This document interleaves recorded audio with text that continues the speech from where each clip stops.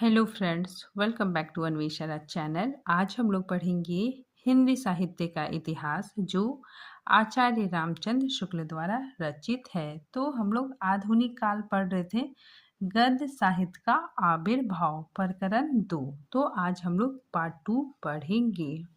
यहाँ तक हम लोग पढ़ लिए थे कि अवध अखबार उर्दू में निकल रहा था और उसके कुछ भाग हिंदी के लेख भी रहते थे। अब हम लोग आगे पढ़ेंगे, तो चलिए पढ़ते हैं। देखिए, जिस प्रकार इधर संयुक्त प्रांत में राजा शिव प्रसाद सितारे हिंद शिक्षा विभाग में रहकर हिंदी की किसी न किसी रूप में रक्षा कर रहे थे, उसी प्रकार, ठीक है, उसी प्रकार पंजाब में बाबू नवीन चंद राय महाशय कर रहे थे। तो यहाँ पे शुक्ल जी बताते हैं कि जिस तरह राजा शिव प्रसाद सितारे हिंदी की रक्षा कर रहे थे, उसी तरह पंजाब में नवीन चंद्र राय भी हिंदी को आगे बढ़ाने में अपना योगदान दे रहे थे। संवत 1920 और 1937 के बीच नवीन बाबू ने भिन्न भिन्न विषयों की बहुत सी हिंदी पुस्तकें तैयार की और दूसरों से तैयार करवाई। मतलब खुद भी तैयार किए और दूसरों से भी हिंदी पुस्तकें तैयार करवाई। ये पुस्तकें बहुत दिनों तक वहाँ कोर्स में रही। पंजाब में, यहाँ पे देखिए वेरी वेरी इंपॉर्टेंट है, पंजाब में स्त्री शिक्षा का प्रचार करने में ये मुख्य थे। तो पंजाब में स्त्री शिक्षा के प्रचार करने में भी नवीन चंद्र राय ने अहम भूमिका निभाई। शिक्षा प्रचार के साथ साथ समाज सुधार, तो ये शिक्षा प्रचार के साथ साथ समाज सुधार आदि के उद्योग में भी बराबर रहा करते थे। ईसाइयों के प्रभाव को रोकने के लिए किस प्रकार बंगाल में ब्रह्म समाज की स्थापना हुई और राजा राम मोहन रॉय ने हिंदी के द्वारा भी उसके प्रचार की व्यवस्था की थी, इसका उल्लेख पहले हो चुका है। तो इसके बारे में शुक्ल जी ने पहले ही बताया है कि ब्रह्म समाज की स्थापना हो चुकी थी और राजा राम मोहन राय ने हिंदी के द्वारा हिंदी का प्रचार प्रसार कर रहे थे। उसी तरह नवीन चंद्र ने ब्रह्म समाज के सिद्धांतों के प्रचार के उद्देश्य से समय समय पर कई पत्रिकाएं भी निकाली। तो इन्होंने कई पत्रिकाएं भी निकाली। संवत 1924 में उनकी ज्ञान प्रदयनी पत्रिका निकली। ये वेरी वेरी इंपॉर्टेंट है, पूछा जाता है ये पत्रिका किसकी है, तो नवीन चंद्र राय की है, जिनमें शिक्षा संबंधी तथा साधारण ज्ञान विज्ञानपूर्ण लेख भी रहा करते थे। यहाँ पर यह कह देना आवश्यक है कि शिक्षा विभाग द्वारा जिस हिंदी गद्य के प्रचार में ये सहायक हुए वह शुद्ध हिंदी पद था। तो यहाँ पे शुक्ल जी बताते हैं कि जिस हिंदी गद्य के प्रचार में ये सहयोग दिए वह शुद्ध हिंदी गद्य था। हिंदी को उर्दू के झमेले में पढ़ने से ये सदा बचाते रहे। तो नवीन चंद्र राय जी ने बहुत अहम भूमिका निभाई। इन्होंने हिंदी को उर्दू के झमेले में पढ़ने से सदा बचाते रहे। हिंदी की रक्षा के लिए उन्हें उर्दू के पक्षपातियों से उसी प्रकार लड़ना पड़ता था जिस प्रकार यहाँ राजा शिव प्रसाद को। तो शुक्ल जी बताते हैं कि जो उर्दू के विरोधी लोग थे उनसे भी इन्हें लड़ना पड़ता था। जिस तरह शिव प्रसाद सितारे हिंद को लक्ष्मण सिंह को लड़ना पड़ा, उसी तरह इन्हें भी उर्दू के पक्षपातियों से लड़ना पड़ता था। विद्या की उन्नति के लिए लाहौर में अंजुमन लाहौर नाम की एक सभा स्थापित थी। तो ये वेरी वेरी इंपॉर्टेंट है, याद रखिएगा, अंजुमन लाहौर सभा की स्थापना किसने करवाई थी? तो नवीन चंद्र राय ने करवाई थी। संवत 1923 के उसके एक अधिवेशन में किसी सैयद हादी हुसैन खां ने एक व्याख्यान देकर उर्दू को ही हिंदी में प्रचलित होने के योग्य कहा। उस सभा की दूसरी बैठक में, तो बताते हैं कि उस सभा की दूसरी बैठक में नवीन बाबू ने खां साहब के व्याख्यान का पूरा खंडन करते हुए कहा। अब देखिए ये पंक्ति वेरी वेरी इंपॉर्टेंट है। ये कथन किसका है? तो नवीन चंद्र राय का कथन है। ये कहते हैं कि उर्दू के प्रचलित होने से देशवासियों को कोई लाभ ना होगा, क्योंकि वह भाषा खास मुसलमानों की है। उसमें मुसलमानों ने व्यर्थ बहुत से अरबी फारसी के शब्द भर दिए हैं। पद या छंदोबद्ध रचना के भी उर्दू उपयुक्त नहीं है। तो ये बताते हैं कि पद और छंदोबद्ध रचना के लिए भी उर्दू उपयुक्त नहीं है। हिंदुओं का यह कर्तव्य है कि ये अपनी परंपरागत भाषा की उन्नति करते चले। उर्दू में ये यहाँ पे वेरी वेरी इंपॉर्टेंट है। ये पंक्ति देकर पूछी जा सकती है कि किसकी पंक्ति है? तो नवीन चंद्र राय की पंक्ति है। ये कहते हैं कि उर्दू में आशिकी कविता के अतिरिक्त किसी गंभीर विषय को व्यक्त करने की शक्ति नहीं है। वेरी वेरी इंपॉर्टेंट पंक्ति, तो याद रखिएगा ये पंक्ति नवीन चंद्र राय की है। आगे बताते हैं कि नवीन बाबू के इस व्याख्यान की खबर पाकर इस्लामी तहजीब के पुराने हामी, हिंदी के पक्के दुश्मन गाशा दातारची फ्रांस में बैठे बैठे बहुत झल्लाए और अपने एक प्रवचन में उन्होंने बड़े जोश के साथ हिंदी का विरोध और उर्दू का पक्ष मंडन किया। तो यहाँ पे बताया जाता है कि नवीन बाबू ने जब ये अपना व्याख्यान दिया तो जो उर्दू के समर्थक थे और साथ ही गाशा दातारची ये मतलब फ्रांस में बैठे बैठे बहुत झल्लाए, बहुत क्रोध हुए। साथ ही इन्होंने गाशा दातारची ने एक प्रवचन में मतलब इन्होंने हिंदी का विरोध किया और उर्दू का पक्ष मंडन किया और साथ ही नवीन बाबू को कट्टर हिंदू कहा है। तो वेरी वेरी इंपॉर्टेंट है। पूछा जा सकता है कि नवीन बाबू को कट्टर हिंदू किसने कहा? तो गाशा दातारची ने कहा। यहाँ पे देखिए गाशा दातारची ये इन्होंने मतलब राजा लक्ष्मण सिंह, ठीक है, शिव प्रसाद सितारे हिंद किसी को नहीं कहा, बल्कि नवीन बाबू को कट्टर हिंदू कहा है। ये इंपॉर्टेंट पंक्ति पूछा जा सकता है। आगे देखिए, अब यह फ्रांसीसी हिंदी से इतने चिढ़ने लगे थे। किसके बारे में शुक्ल जी बता रहे? गाशा दातारची के बारे में। ठीक है, गाशा दातारची के बारे में कहते हैं कि यह फ्रांसीसी हिंदी से इतना चिढ़ने लगा था कि उसके मूल पर ही उसके कुठार चलाना चाहा और बीम साहब का हवाला देते हुए कह डाला कि हिंदी तो एक पुरानी भाषा थी। अब ये कथन भी गाशा दातारची की है। गाशा दातारची कहते हैं कि हिंदी तो एक पुरानी भाषा थी जो संस्कृत से बहुत पहले प्रचलित थी। आर्यों ने आकर उसका नाश किया और जो बचे खुचे शब्द रह गए उसकी व्युत्पत्ति भी संस्कृत से सिद्ध करने का रास्ता निकाला। इस प्रकार जब जहाँ कहीं हिंदी का नाम लिया जाता था तब गाशा दातारची बड़े बुरे ढंग से विरोध में कुछ न कुछ इस तरह की बातें कहता था। तो यहाँ पे देखिए गाशा दातारची बहुत ज़्यादा अनाप शनाप हिंदी के विषय में बोलता था।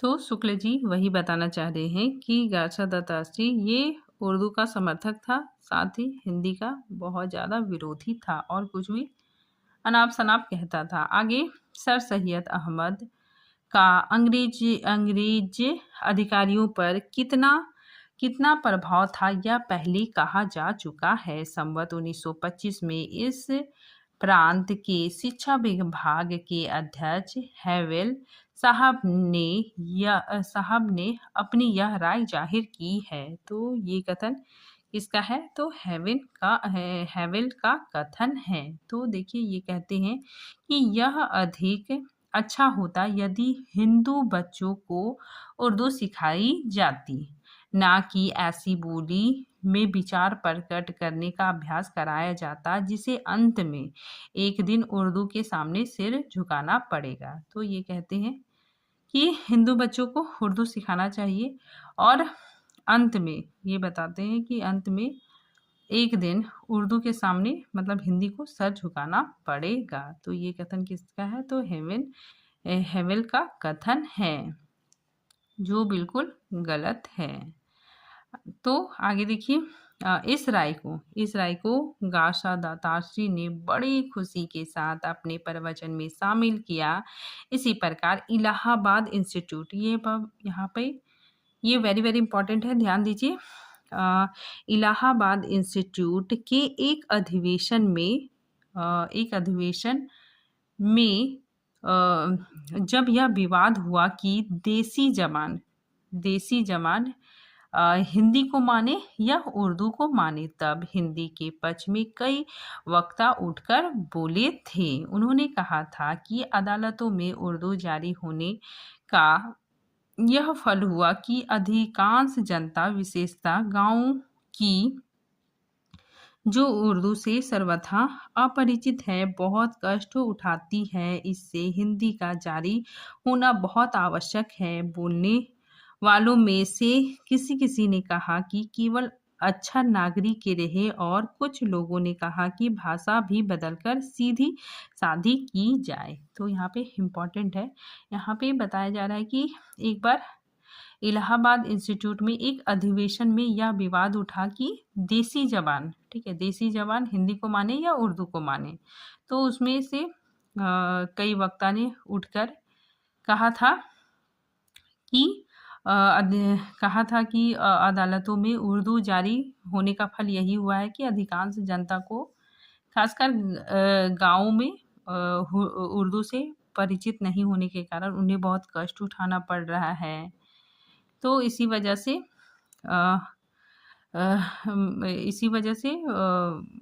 बोलने वालों में से किसी ने कहा कि केवल अक्षर, ठीक है, अच्छा नागरिक रहे और कुछ लोगों ने कहा कि भाषा भी बदलकर सीधी साधी कर दी जाए। इस पर मतलब इस कथन पर गाशा दाताची ने हिंदी के पक्ष में बोलने वालों का उपहास किया था। मतलब गाशा दाताची ने जो हिंदी के पक्ष में जिन लोगों ने बोला था उनका मजाक उड़ाया था। उसी काल में इंडियन डेली न्यूज के एक लेख में हिंदी प्रचलित किए जाने की आवश्यकता दिखाई गई थी। उसका भी जवाब देने तासी साहब खड़े हुए थे। अवध अखबार में जब एक बार हिंदी के पक्ष में लेख छपा था, तब भी उन्होंने उसके संपादक की राय का जिक्र करते हुए हिंदी को एक भद्दी बोली कहा था, जिसके अक्षर भी देखने में सुडौल नहीं लगते। तो हिंदी को भद्दी बोली किसने कहा था? तो गाशा दाताशी ने कहा था। तो ये कथन इम्पॉर्टेंट है, पूछा जा सकता है। तो गाशा दाताशी ने हिंदी को एक भद्दी बोली कहा था और साथ ही कहा था कि जिसके अक्षर भी देखने में सुडौल नहीं लगते हैं। ये वही गाशा दाताशी है जिन्होंने हिंदी साहित्य का इतिहास लिखा था फ्रेंच भाषा में, और ये हिंदी के विरोधी थे। आगे देखिए, शिक्षा के आंदोलन के साथ ही साथ ईसाई मत का प्रचार रोकने के लिए मतांतर संबंधी आंदोलन देश के पश्चिम भागों में चल पड़े। पैगंबरी एकेश्वरवाद की ओर नवशिक्षित लोगों को खींचते देख स्वामी दयानंद सरस्वती, अब यहाँ पे देखिए स्वामी दयानंद सरस्वती उभर कर सामने आते हैं और इन्होंने भी हिंदी का विकास करने में बहुत योगदान दिया, हिंदी को आगे बढ़ाने में बहुत बड़ा योगदान दिया। तो स्वामी दयानंद सरस्वती इनका आगमन होता है। स्वामी दयानंद सरस्वती वैदिक एकेश्वरवाद लेकर खड़े हुए और संवत 1920 से उन्होंने अनेक नगरों में घूम घूम कर व्याख्यान देना आरंभ किया। कहने की आवश्यकता नहीं कि ये व्याख्यान देश में बहुत दूर दूर तक प्रचलित साधु हिंदी भाषा में ही होते थे। साधु हिंदी भाषा मतलब क्या होता है? सीधी सरल हिंदी। स्वामी जी ने अपना सत्यार्थ प्रकाश तो हिंदी या आर्य भाषा में प्रकाशित ही किया, वेदों के भाष्य भी संस्कृत और हिंदी दोनों में किए। तो बताते हैं कि सत्यार्थ प्रकाश ये रचना किसकी है? तो दयानंद सरस्वती की है। तो सत्यार्थ प्रकाश का प्रकाशन हिंदी या आर्य भाषा में प्रकाशित किया, साथ ही वेदों के भाष्य भी संस्कृत और हिंदी दोनों भाषाओं में प्रकाशित किए। स्वामी जी के अनुयायी, ये वेरी वेरी इंपॉर्टेंट है, देखिए, स्वामी जी के अनुयायी हिंदी को आर्य भाषा कहते थे। तो हिंदी को आर्य भाषा कौन कहते थे? स्वामी जी के अनुयायी कहते थे। स्वामी जी ने संवत 1922 में आर्य समाज की स्थापना की और सब आर्य समाजियों के लिए हिंदी या आर्य भाषा का पढ़ना आवश्यक ठहराया। संयुक्त प्रांत के पश्चिम जिलों और पंजाब में आर्य समाज के प्रभाव से हिंदी गद्य का प्रचार बड़ी तेजी से हुआ।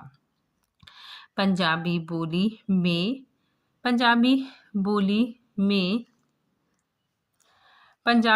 में लिखित साहित्य न होने से और मुसलमानों के बहुत अधिक संपर्क में पंजाब वालों की लिखने पढ़ने की भाषा उर्दू हो रही थी। आज जो पंजाब में हिंदी की पूरी चर्चा सुनाई देती है, इन्हीं की बदौलत मतलब स्वामी दयानंद सरस्वती की और इनके अनुयायियों की वजह से आज पंजाब में हिंदी की पूरी चर्चा सुनाई देती है।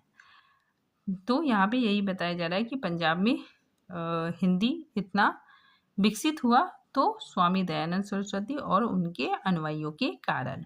आगे शुक्ल जी बताते हैं कि संवत 1920 के लगभग ही विलक्षण प्रतिभाशाली विद्वान सरदाराम फुलौरी, अब यहाँ पे शुक्ल जी सरदाराम फुलौरी का जिक्र करते हैं, जिन्होंने उपन्यास लिखा भागवती। तो उनके बारे में बताते हैं कि प्रतिभाशाली विद्वान सरदाराम फुलौरी के व्याख्यानों और कथाओं की धूम पंजाब में आरंभ हुई।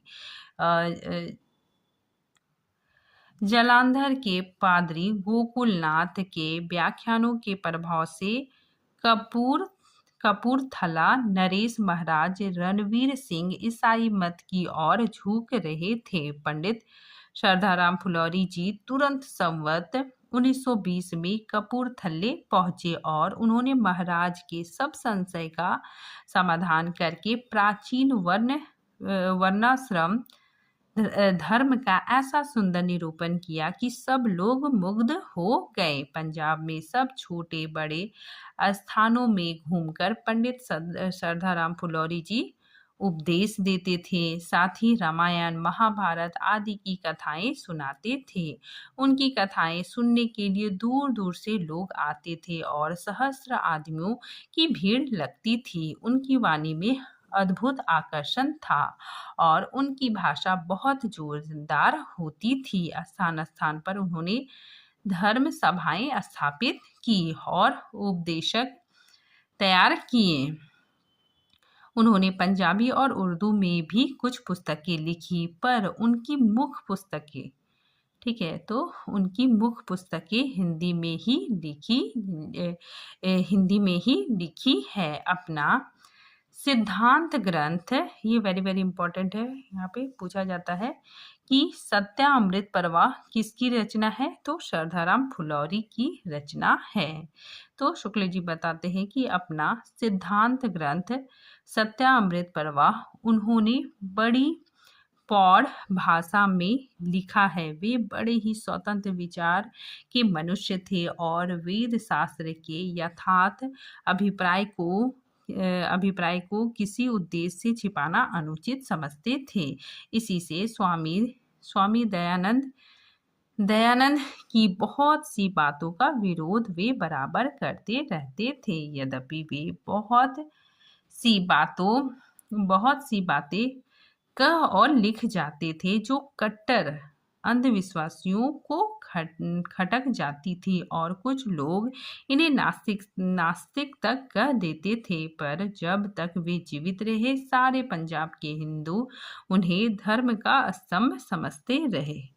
तो किसके बारे में ये सारी बातें हो रही है?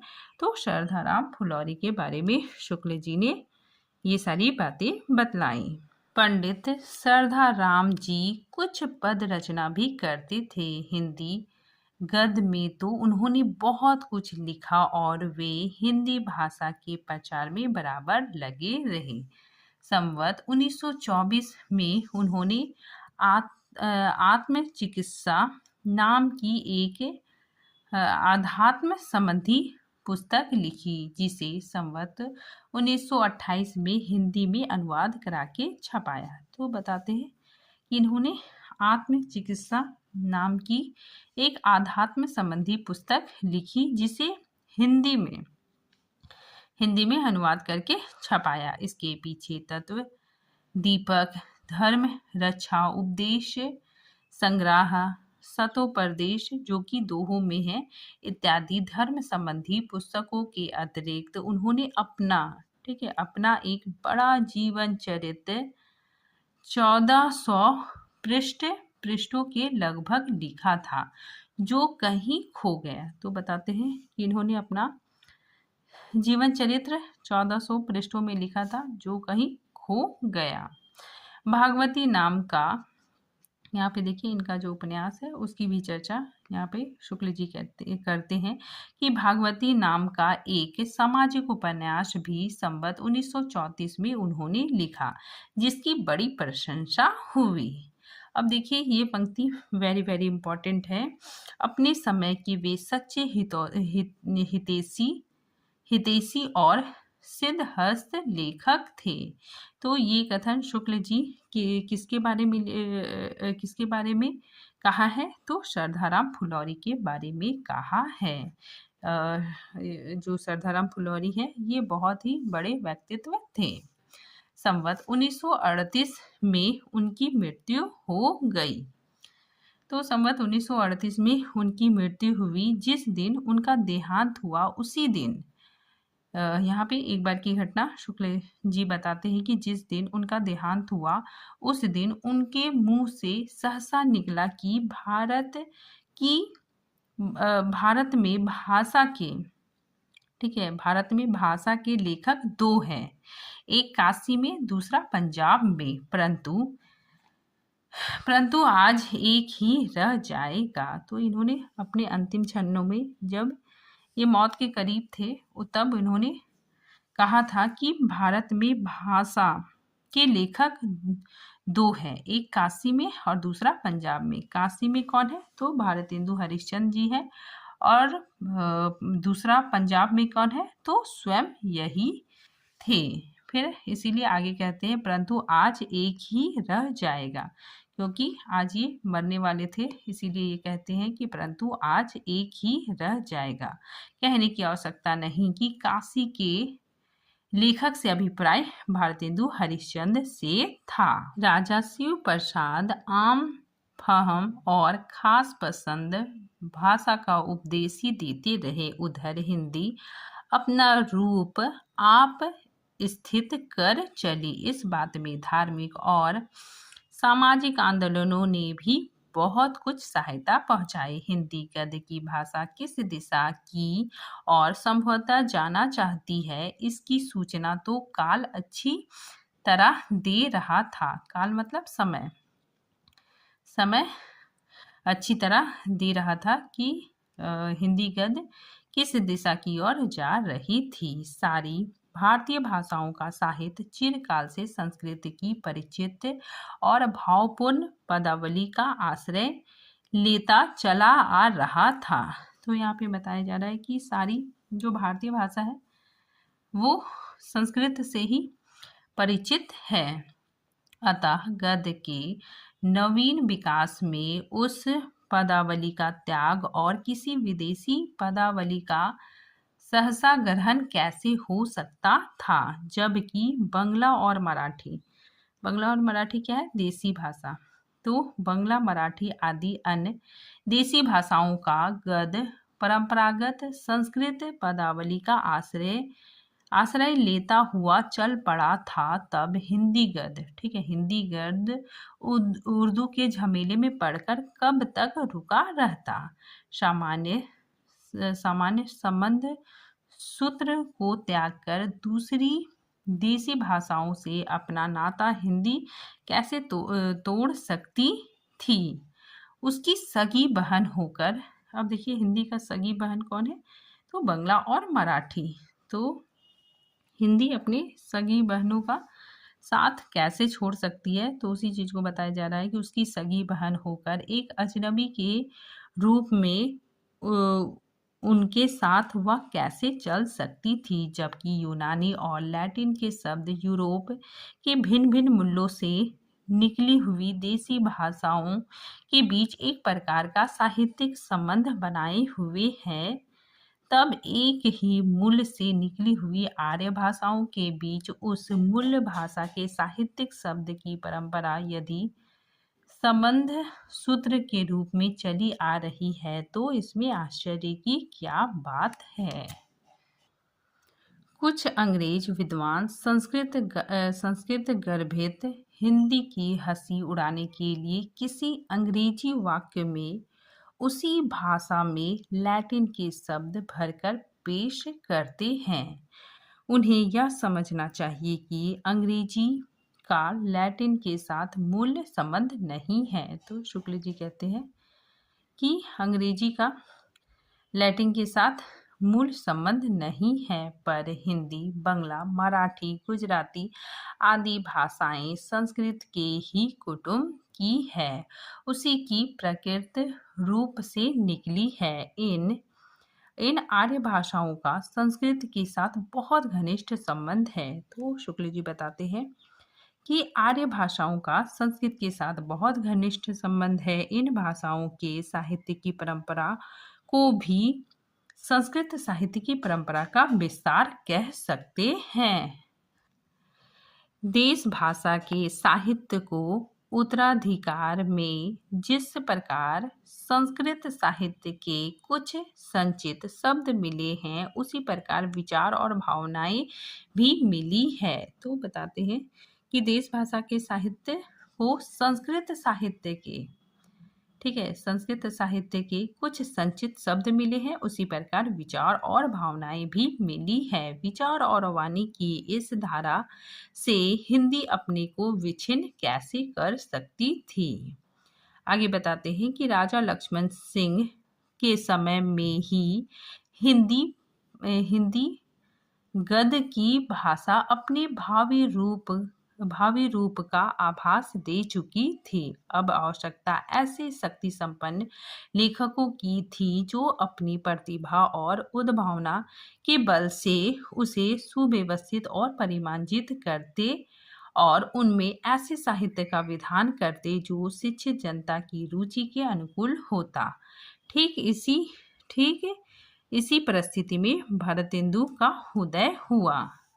तो बताते हैं कि ऐसी ही स्थिति में भारतेंदु हरिश्चंद्र जी का उदय हुआ। तो इसी के साथ आज ये प्रकरण यहीं पे समाप्त होता है। मिलते हैं इसके अगले प्रकरण के साथ, तब तक के लिए धन्यवाद।